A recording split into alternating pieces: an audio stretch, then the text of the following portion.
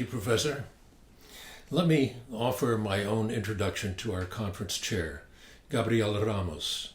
She is the Assistant Director General for the Social and Human Sciences of UNESCO, inclusive growth in a peaceful society and the respect of human rights and human dignity. Throughout her career, she has campaigned tirelessly against racism and gender bias. She is a champion for youth and children. Gabriela is a Fulbright Ford MacArthur Fellow. She's won the Forbes Excellence Award twice, and she was decorated with the Order of Merit by the President of France. It is a distinct honor to welcome our conference chair, Gabriela Ramos. Distinguished guests, ladies and gentlemen, let me thank you for the invitation to chair this conference commemorating Global Peace Education Day. The search for peace may be as old as humanity itself, and over time, many theories have been proposed on what it takes to prevent conflict. Some point to the importance of the regimes themselves, underlying how democracies have not gone to war with one another. Others emphasize how institutions and norms can help moderate the power and ideas that, if misused, can threaten to disrupt order and justice. But these on their own are not enough. In the words of UNESCO's constitution, peace must be founded, if it is not to fail, upon the intellectual and moral solidarity of mankind. I would say humankind.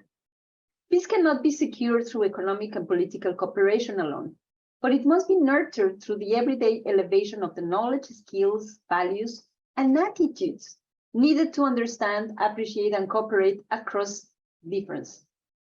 And this is intercultural dialogue.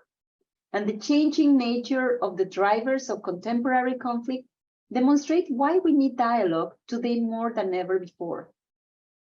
Identity sits at the heart of many conflicts, and yet the space for people to express who they are and learn about others who they live alongside has narrowed considerably. Across the pandemic, incidents of hate speech have skyrocketed, with some countries such as the United States or the United Kingdom reporting increases of over 20% as compared to the levels recorded before 2020. And these are the countries that are recording it. There are some that are not just having the numbers. Likewise, discrimination based on identities such as ethnicity, gender, or sexual orientation has risen alarmingly over recent years, with nearly half of the adults in some countries having reported to have experienced discrimination during the COVID-19 crisis.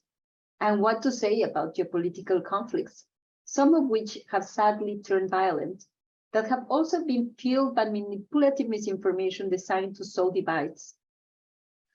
It is no wonder, therefore, that the new data to be released by UNESCO later this month shows that 89% of current conflicts are occurring in countries with low capacities for intercultural dialogue. 91% of refugees in 2020 were from countries with low capacities for this dialogue. And 89% of deaths from terrorism globally occurred in countries with low capacities for this very important capacity for intercultural dialogue. At UNESCO, we are responding to these challenges through the renewed prioritization of our work to strengthen intercultural dialogue and intercultural education. Our new framework for enabling intercultural dialogue provides the data for governments to target their investment in dialogue as an instrument for countering ignorance and intolerance. And this is with evidence. It's a tool that can be used with indicators and with data. Our trainings on intercultural skills are helping teachers, community leaders, and mediators equip communities with capacities that need to address disagreements and bridge misunderstanding. And our flagship Global Forum Against Racism and Discrimination, the second edition of which is taking place in Mexico City this November, is advocating at the highest level for the importance of dialogue as a tool for tackling racism and discrimination. Intercultural dialogue is not only about talking.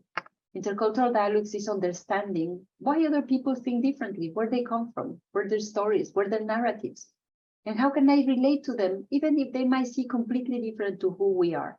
How do we build these peaceful relationships? Ladies and gentlemen, Elise Boulding once says, said, we learn war and we learn peace. Just as violence is learned, peace can be too. So let us commit to strengthen dialogue as an essential tool for peace in the 21st century.